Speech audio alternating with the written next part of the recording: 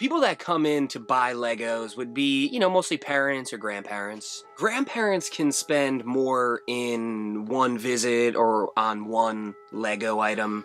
Parents probably spend more, throughout the year or however, long.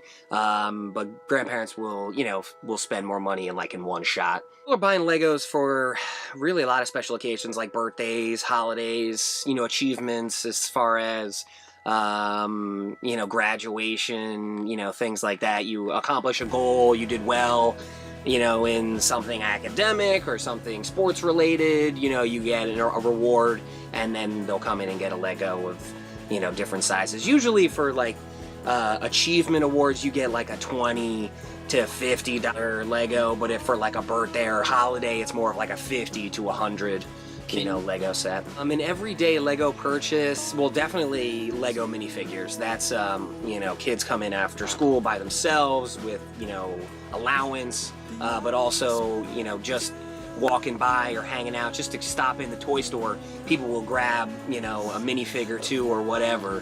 That's very easy for a parent to buy, but also for us to sell. Anything around that $20 range is perfect for birthdays or just because kind of stuff.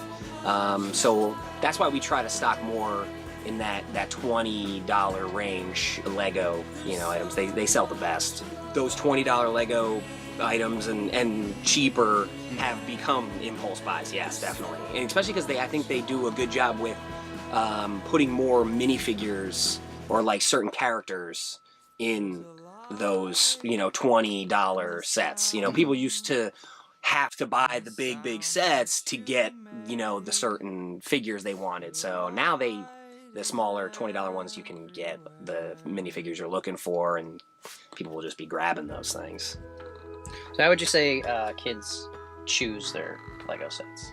Well, that's hard to say, really. A lot of times they get a price range from their parent or guardian or whoever they're with, and then they choose from there. But usually it's, whatever's got the most figures in it or the most action going on there. Okay, yeah, that's what I thought too. Yeah, or even just the newest thing, a lot of kids that like Lego, they might like a Star Wars more than anything else, but they also just like Lego, so, maybe they'll just try to get something new, because maybe they have all the Star Wars, right. Lego, so they just want something new that just came out. Now, do you think that the kids have an idea of what they want before they come in? Most of the time, I think because of the internet being so accessible, kids definitely come in here a lot of times with something in mind. But then when they come in here, it can change. They start seeing all these options in front of their face, and then it becomes a little more difficult. So sometimes kids come in and they know what they want and they get it and they go. Right. Other times they come in and they're here for a while trying to choose. And I've also noticed that they'll come in, have this idea in their head about exactly what they want. Yes. And it'll be, I don't know, $10, $15 over the price that their parents agreed on. Yes. And they'll hem and haw with their parents. Like, you gotta negotiate. You gotta negotiate. Correct. Yeah. But that seems to be like the biggest thing. They just don't take heed to how much a set is. Well, usually, yeah. A lot of times, when they're looking online or whatever, they're looking at pictures, right, and they're looking for a certain thing, right, and they come in here and they find out that's $100 set, right, and then it's then they have to start negotiation with whoever they're with, which is if they're going to buy it or not. Yes, that's always kind of part of the fun. Yeah, watching. Indeed. Now, as far as boys versus girls, who do you think spends more? We probably spend boys definitely buy more Legos, or people buy Legos for boys mostly. It also seems that if you look at the whole selection of Legos, there's more boy kind of oriented Legos. Yeah. But in the past few years, Lego has introduced more and more, I don't want to say girl, but girl-friendly or girl-driven Legos. It has more girl characters, the Friends, Disney Princess, the DC Supergirls, things like that.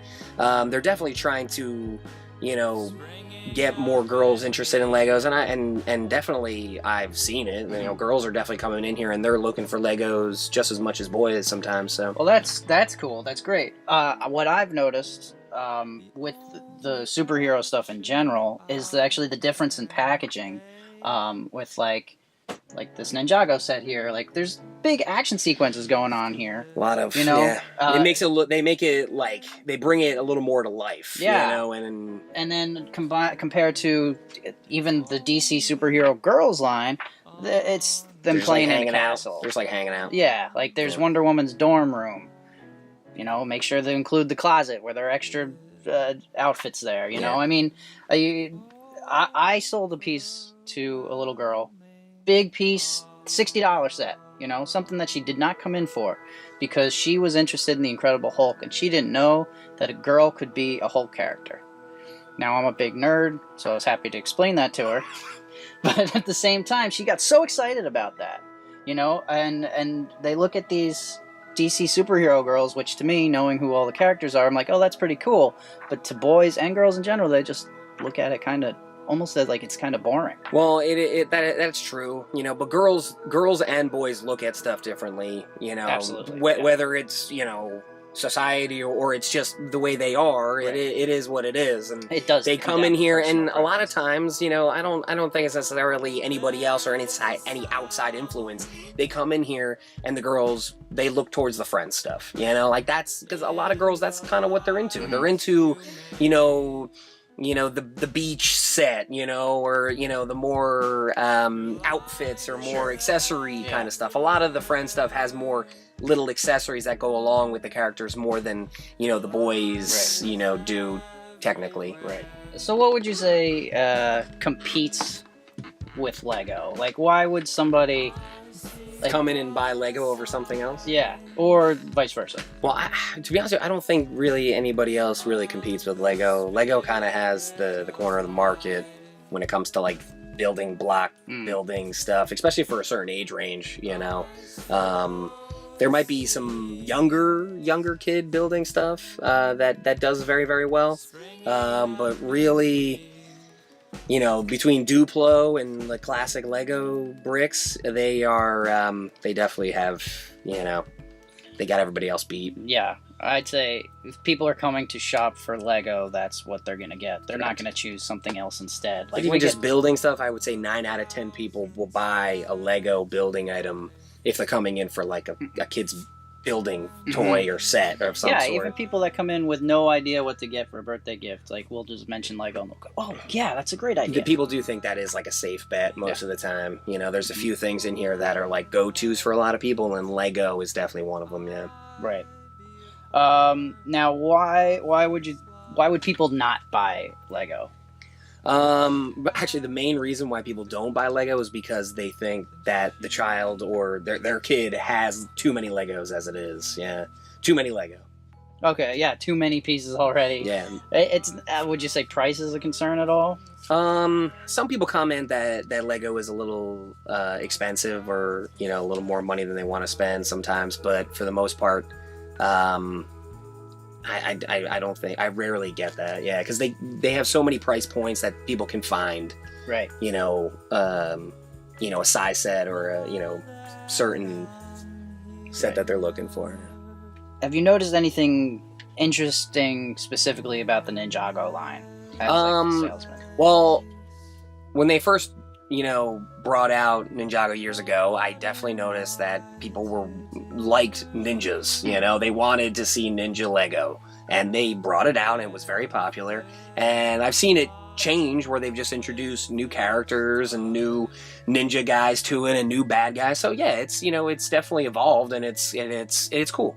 You know, they've kind of tried a bunch of different things, and yeah, you know, it's done well. I like that they're trying new stuff with it. Agreed. Yeah, that's what I thought was pretty cool. I mean, we just got these new Ninjago movie stuff in, and it's stuff that I haven't seen before. The combination of the robots and ninjas sounds interesting enough. It's like monsters they've had, and they've had, you know, right. You know, all kinds of fun, cool stuff in there. Now, is there anything that they could do to appeal to girls more, do you think?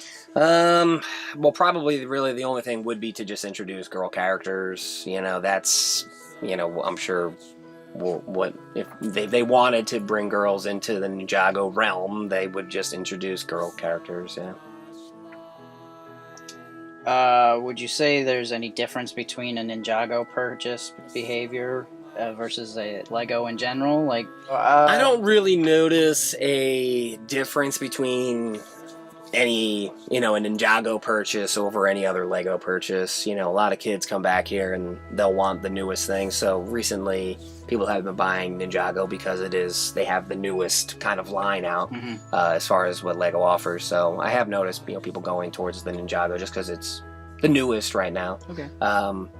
But they have fun, cool sets. They have robots, they have jets, they have, cool, fun scenes. They usually have, nice options where they give you a lot of minifigures, which the kids love. So they do a good job. Cool.